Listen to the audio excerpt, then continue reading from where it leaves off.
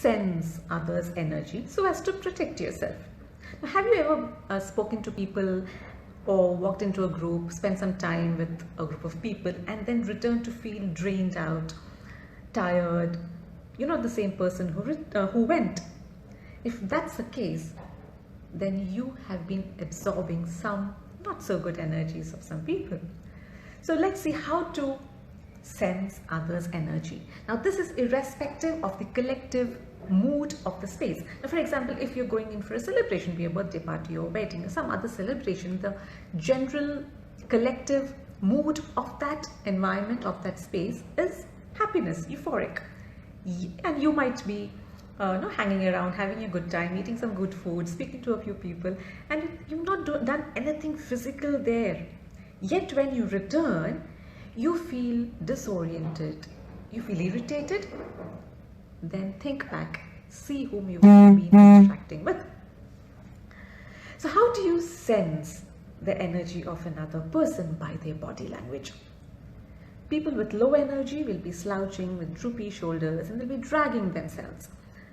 However, there's a catch to this. Now, if you're part of, say, a business group or some professional forums, you cannot sense their energies by the way they carry themselves, because they're all taught to strike that power pose, and be it male or female, they're all coated, booted, suited, always. So you cannot tell them away from the way they dress or the way they carry themselves. So what do?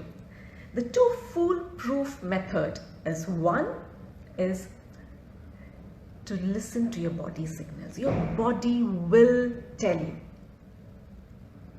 Two, listen, trust your gut instincts.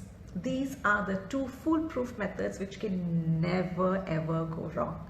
However, if you're a person who's not yet aware how to read your body signals, or you're not yet tuned to trust your gut instincts, no worries. There are other ways. For example, you're speaking to a person, you see how they maintain eye contact. Are they maintaining eye contact for a few fraction of a second and then they're all over the place?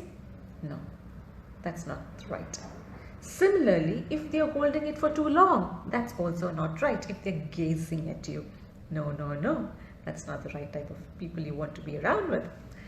Two, they may be well dressed, they may be carrying themselves all well. However, when you have that one-to-one interaction with them, check the pace of speaking. Are they speaking too fast? Are they speaking too low, slow? That all says their state of mind. It's a red alert for you. Third, it usually happens in these professional forums. You go meet a person, greet a person, and then they shake your hands, hold you, and then they're all over the place looking whom to greet next. They're clasping your hand, but then they're looking and calling attention of another person there, calling here, looking there. Such people are restless people. Such people are, more importantly, insecure. They are very insecure and restless people, and you do not want to absorb such energy. So quietly relieve yourself and let them go, bless them. The past few, so these are three easy ways. For the past few months, by the way, I've been practicing something very interesting. I will share it with you all. Try it out. It has worked well for me.